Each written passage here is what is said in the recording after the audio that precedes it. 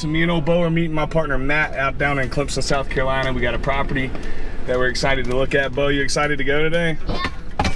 Hopefully we can make the numbers work. They got it priced too high, but you have to look at it, see if it's a viable option. So here we are, headed to Tiger Town, also known as Title Town. Okay, so we just pulled up 220 Summey Street in Clemson, South Carolina. It is a 3-bed, 1-bath, 1,800 square foot home. Yeah, I think that's right, 1,800 square feet, and they're asking $189,000 for this home. Based on the pictures that we saw online, it needs a lot of work. It's kind of funny, they listed it at $300,000 originally and then cut the price all the way to $189,000. Based on pictures, it shouldn't have been listed anywhere near $300,000, and for us, we're gonna have to get it most likely significantly less than $189,000. So let's go take a look and see what's going on. Hey sir, why are you entering the home without your agent? Smells like cigarettes. I think I used to rage here back in the day. Was this the frat house when you were in college? I think I simply want. Wow, look at this place. Classic wood paneling.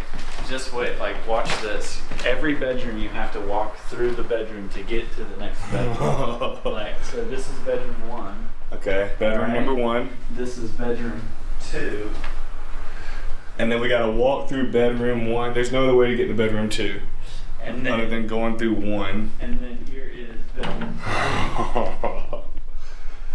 Oh shit. And then here is whatever this is. No, there's another. Oh my gosh. You could almost turn this into a duplex. Because this could be living room. Living room and right. kitchen. In here. And then bedroom. You just have to find the bathroom. Could you would keep this on that house? On that side of the house? No, you probably almost keep this and What if turn you could make a this. hallway like right here? Turn this into a 2-1 and turn this into a 1-1, and you can get $900 probably for this, and probably $1,800 for that. We keep this room on this side of the house, and just have a 1-1 right here. Maybe you just turn it into a 1-1 and a 1-1, And then just and turn this into mutual. It wouldn't could be mutual shared laundry or space, something.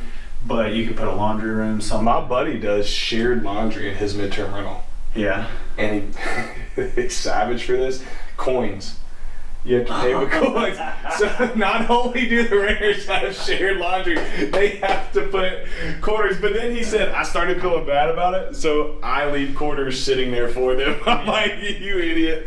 All right, so if we go in here, so we're in bedroom 1. This is living room. God, that's so outdated. Bedroom 1. If we walk through bedroom 1, So there's the one bathroom. we go into that's the only one bathroom in the house. Yeah. Oh Lord. And then our lovely kitchen. And they're wanting how much? 160. No shot. Where'd you say there's structural issues? Right there. Just walk that direction. Okay, yeah. There's a whole. Laundry room, bathroom, so it is. We do got 2 baths. And then that situation. The ground is kind of sticky. This is Walk in there for a second. Look at it. Smell you. Smells disgusting. Alright, so walk me through what you would do. What are we doing here? I would probably. What in the living room, where are we starting in the living room? Just paint, Flooring, fix this. paint, flooring, fix the foundation issues. Yeah, keep the paneling on the wall, but put a ceiling in. Okay. Are we keeping this as a rental? If we're keeping it as a rental, paint, flooring, windows. If you flipped, If I flipped, are you knocking this wall out? yeah, I'm taking all this out. This entire wall's out. Yeah. So this is one big space. New flooring, new paint. If you were flipping, would you keep the wood paneling? I would on the walls, Yeah. but not the ceiling. Yep. So you come into here. What are we doing with the kitchen? New cabinets. This is gone, right? Yeah, Hopefully. move the water heater. You don't like the water heater in the middle of the kitchen? That's it's 2024 style. Yeah. So would you keep the same layout here? No. Well, you got a door there. We definitely We could move that reconfigure door. the kitchen, but if we pulled this arch out, I would take that door out. there'd be room. Oh, you would take that door out though? Ooh. The problem is flipping it is the house next door. Yeah, did you see that? They Yeah. had trash and garbage cans all out front. Yeah. So the only play on this is a rental. I cannot believe they listed this at $300 to start with. And then they dropped it down to 160. Their realtor was like, all right, guys, get off the People, I swear people think it's still 2021, 2022. Yeah. Where it's like, oh, houses are flying off the market in 3 to 5 days. That's not the case. That's not the case. You guys had to wait 10 days for your latest flip. And 10 days for a Matt Hall flip is 60 days for the average home, average person. All right, so door there. This goes away. We're talking duplex now. Duplex, all right. This goes away. So this, frame that off, frame this off. Okay. This is this house. Which is 1 bed, 2 bed. And I think you could structure it to get this to be a 2-1. Yeah, well, you already got one here. Yeah. And then remember the one on... I don't think that's a bedroom. I just think that's a big bathroom. You're right. Why did I think this was a bedroom? Bed in here. I'm thinking that extra room on the other side. That's my I fault. slipped and worse when I was in college. All right, so you're saying 1-1 on this side then? You got back entrance there. You can turn this into a bedroom, kitchen, living room, bedroom. So I'd have to bring. Or what if you went here? What if you went hallway? All right, so these two are on this side of the house, right? Wall this off. This is a hallway. It may be janky. I'm just thinking about where it enters into this room or goes straight into that back room, and then I don't know. You got to find a bathroom for that other bedroom though, don't you? Because they can't share a bathroom. I guess they could if we're college. I mean, if we're renting a college, they could. Then you give them access to this bathroom right here. And so you got 2 beds right here that have access to this bathroom. That's what I'm saying. Like this would be a living room. You got to turn this into a kitchen. No, but so you're saying we need that bedroom right there. And then this is a bedroom, and then your bathroom. So this works out fine. You just structurally have to redo a bunch of stuff in there. So yeah. But if you could turn that into a 2-1 and this into a 1-1, you're probably $800-900 here, and you're probably $1,400 to $1,800 on that side. And now, if you fall in the 1% rule, if we're getting how much is rehab on this thing though? You're probably what's the square footage? What is it? I think it's like 1,200. Okay. Maybe 13. So you're thinking you're at $100K on rehab? Yeah, you're probably $40-50 a foot because you're doing it rental. You don't have to put high end nothing in it, but. So we're all in. If we get it 100, call it 200. Renting, if we're at a 2-1 on one side, if we get 1,400 and 900, that puts us at 2,300, bro. 1.5% in this environment is fantastic. Yeah. So here's the breakdown of the numbers. They're currently asking $189,000. For it to make sense for us, we need to purchase it at $100,000, so that's what we will make our offer at. We feel as though we can turn this into a duplex with a 2-bed, 1-bath on one side that will rent for $1,200 to $1,400, and then a 1-bed, 1-bath on the other side that will rent for somewhere between $850 and $950 per month. This would put us all in at the home at $160,000, with our rents being $2,200 to $2,300 per month. And if you know what the 1% rule is, which is your monthly rent should be 1% of your purchase price, or your purchase plus your rehab if you're doing a refi, we would absolutely be crushing this deal because we would be all in around 160 to 170, but bringing in $2,200 a month. And so from a cash flow perspective and a cash on cash return, it would be a strong deal on the rental front. The question is, are they willing to come off the price $90,000 and sell it to us for $100,000? And the only way to find that out, my friends, is by making an offer. So let's go shoot our shot. But before we get into all that, you guys know the drill. We gotta go find us a good spot to eat. So today is Potbelly Deli with the third partner of the crew, the guy who skipped out on looking at that nasty old property. Ooh, Brandon the goat. All of them. Bo, so where we at, dude? Where we at? Clemson store. Bo's been And guess what? Clemson Tigers won the national championship in 2016, and that's when I was born. And 2018. Bo's super excited because we are at The Clemson store.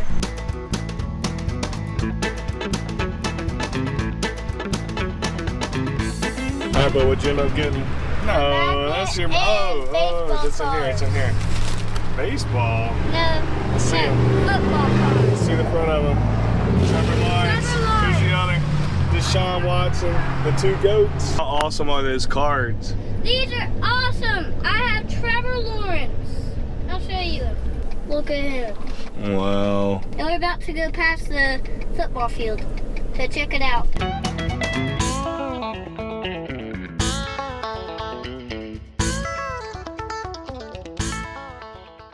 search. I go to rentometer.com, type in my address, put my bed bath over here, and then this is gonna tell me what it thinks my rents are going to be. So as you can see, it looks like we're only gonna get about $1,000 for this 2-bed, 1-bath, and then probably around $900 a month for the 1-bed, 1-bath. So that puts our entire monthly income off of this property at $1,900. So now we need to look at the rental calculator and say, okay, well, what does that mean for our returns? What are they going to look like? Now stay with me, because the way I'm doing this calculator is a little tricky. I really should be using a different calculator, but I'm cheating the system. So we need to buy this property for 100.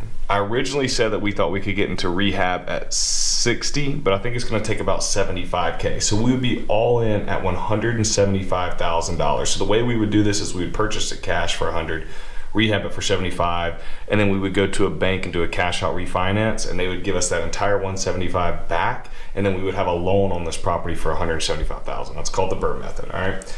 And so if we had a $175,000 loan on this property, 7.5% rate, 30-year note, we got $1,200 a year in insurance, we got over $2,000 in taxes, we're making $1,800 a month. We'll put 19. We'll leave it at $1,800. That's going to be conservative. Leave it at $1,800. This shows us our principal and interest over here. This gives us our vacancy, capital expenditure, maintenance, property management, and then when we look at our returns down here at the bottom, we can see that this leads to negative $150 a month in cash flow, and obviously which is then going to lead to a negative cash on cash return. So what does this mean? Well, this means, number one, that Brandon wasn't completely right, because I think he said rents were going to be like 700, at tops 800. Well, we found that we could probably get them based on our time up to 1,000. But even at 1,000, with the additional rehab costs that we didn't account for when we were walking the property, because we weren't thinking the price was going to take us 2 HVACs, 2 kitchens, all those things that just end up costing more. We don't want to flip it because it's in like a C area, which it's not going to do well flipping. It's going to sit for a long time. The houses around it aren't great. If we could buy the whole street, it makes sense. But then as a rental, by the time we have debt on the property on the back end, we're losing money every month. Well, you don't necessarily want to do that. So what can we do? Well, number one, we can walk away from this. Number two, we could try to get our rehab costs lower. Where could we cut costs to save money? Or number three, we can offer less than $100,000 for the purchase price. Let's say we're able to get this property at $75,000 purchase, and then we're all in at $75,000 rehab. That puts me at $150K total, which then moves my returns to, I'm now break even, making $25 a month with a 6% cash on cash return. They may say, well, why would you ever buy a property where that's not cash flowing more than $25? That's a terrible deal. Well, not necessarily, because if we're able to do this strategy, which I just talked about, which is the BRRRR strategy, we're buying this property with cash and then we're refinancing out through a bank. So we're gonna have a bank loan. They're gonna give us all that cash back. So essentially we could get into this duplex without having any or very minimal of our own money left in the deal. So it's not like we're having to put, you know, buy for 150, it's not like we're having to put 30 grand, which would be 20% of 150K into the deal to own it. We could actually get into this deal and not have any money left in it. And so if I can own a rental property without having to leave money in the deal, and it just breaks even, sign me up every time, because even though we're not making a ton of capital on the cash flow is just cherry on top. That thing's gonna go up in value over time while tenants pay down my debt, continue to get in tax benefits, and that wealth spread from what the property's growing to be worth in value versus what the tenants are doing by paying off my debt grows over time, and that's how my net worth grows. And so just a reminder, don't just look at cash flow. That's just one number. Are there some properties we buy for high cash flow purposes? 100%, but there's others, if you can get into them without having much of your money in the deal at all, and then it makes a few bucks a month, but you're going to be able to get that appreciation while tenants are paying down the debt, it's a fantastic thing to do. So what am I going to do on this particular property? I'm gonna sit and I'm gonna be patient. This home's only been on the market for 14 days. So I don't think it's quite long enough for them to wanna budge at more than $100,000 less offer, because again, I need to get this at 75K tops for it to even be a viable deal for me to pursue even further and go have the inspections done and really dig into even more things that may be going on at the property. So what I'm gonna do is I'm gonna be patient. I'm gonna put my calendar to check back on this property in 15 days. We're gonna look at it when it's been on the market for over 30 days. And then I'm gonna make a phone call to the agent, tell him what we do. We buy properties at a discount, we fix them up, and then we either rent them or flip them, and tell them that this is our price that we're able to buy it at, 75K, and show them why. I'll show them the calculator, I'll tell them the rehab costs we have estimated, so that I'm not just throwing a lowball offer out to be a punk. Instead, I'm backing up why I have to get it at X price. But again, they're listing at $189,000, so there's a huge discrepancy. Whether the realtor thinks it's worth more and has no idea what's going on because it's not worth $189K, or whether the seller is just being boneheaded and saying this is what I want to get out of it. It's hard to tell until you ask, but hopefully we can find some motivation there as the property sits over time and get the seller to budge on price. But again, it's going to be pretty tough because we're talking about us asking over $100,000 less than what they got it listed at. Probably ain't going to happen, but hey, you got to shoot your shot, time it right, and see what happens. What do they say? You miss 100% of the shots you don't take. So we're gonna put this one on the back burner for now. I'll keep you guys posted. If we end up moving forward with this down the road, you'll be the first to be notified, only if you subscribe to my channel. And while you're doing that, just like this video. It helps push it out to other people so other folks can learn about real estate, see what we do behind the scenes, and hopefully start doing it themselves so they can change their life for the better. I'll see you next episode.